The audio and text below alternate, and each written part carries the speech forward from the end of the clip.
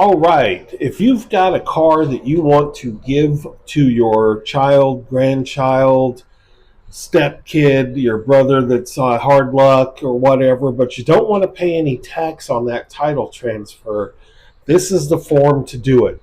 This is Texas 14 317 Affidavit of Motor Vehicle Gift Transfer.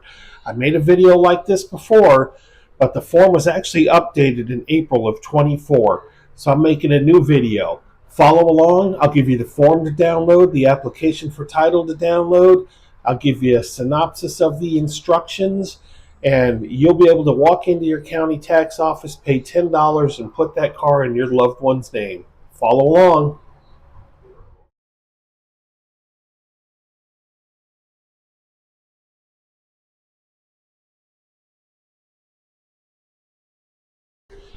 All right, so this is exactly what we're talking about. If you're trying to give the car to a sibling or a loved one, a family member, there is a way to put that car in their name without having to pay the presumptive tax value. That is by using the Affidavit of Motor Vehicle Gift Transfer form. It is form 14 317. I'm going to run through kind of the basic instructions of the form. I'll put a picture of the form up on the screen. And if you check the link down below, I'll have a link for you to click that. It'll send you to the DMV's official website. You download that form. You download the application for title. And those are the only forms you're going to need.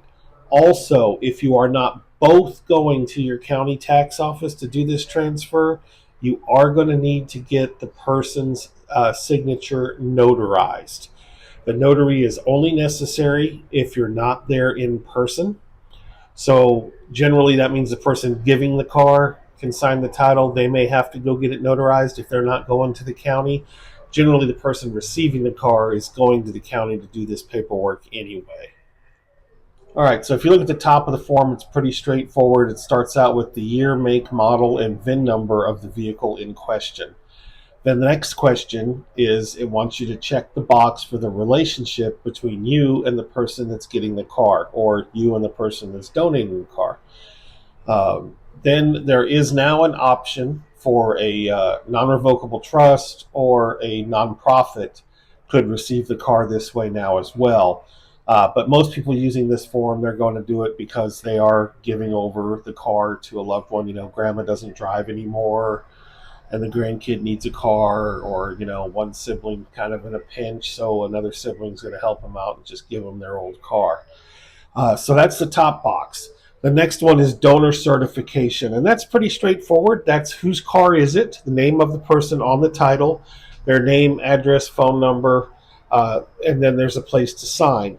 Now, if the donor, the person giving the car, is going to the county tax office with the person who is receiving the car, they don't need to notarize it. You just do not want to sign it until you are at the county tax office being helped by a tax office employee. If they witness you sign the document, then you do not need a notary. Okay? If there are two donors, meaning two people on the title, both donors have to fill out the top section, donor certification. All right? If it's just one person, two people listed on the title, two people have to sign the form. Below that is the recipient information. And that's sort of the same thing, name, address, phone number of the person receiving the car. And then most likely they are the person that's standing in line at the tax office. So again, if they're there, they do not need to be notarized. They just want to sign it in front of the person at the tax office. If they're not there, then they will need to get that signature notarized. So you're going to take that form with you to the county tax office. You're also going to take the car title, and it's going to be made out or assigned to the person that is the recipient.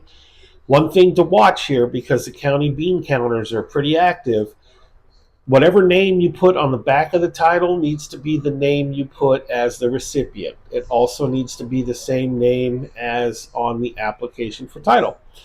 What I mean by that is my legal name is Thomas. So if I signed it Thomas on one document, it has to be Thomas on all of them. It can't be Tom, it can't be Tommy.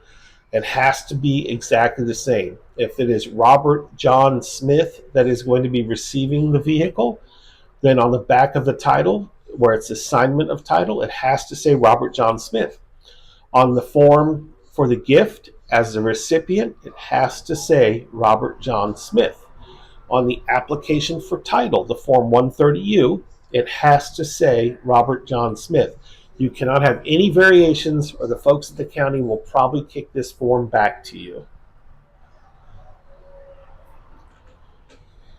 All right, so that's the gift notification. The next piece you need to take with you anytime you transfer a title, you have to have Form 130U, which is Texas Application for Title or Registration. This one's pretty straightforward. I'm going to kind of just glaze over it real quick. Top box is, are you doing title and registration, which means do you want license plates? If you do want license plates, that car has to have been inspected no more than 90 days before you got your inspection. If you're in a non-emissions county, after 2025, you will no longer need a safety inspection. But currently, here in 2024, all vehicles have to have had a safety inspection no more than 90 days before you did the transfer. So if the car hasn't been inspected and you're getting plates, go run and get it inspected before you do this process. So there's title and registration, which is what most people are going to do. Maybe it's a classic car. My son just was gifted a car from his grandfather, and it doesn't run. So they did title only, which means you do not need insurance. You do not need the inspection. All you're going to get is a title in your name, which is fine for him because it's going to be a couple of years before the car's driving.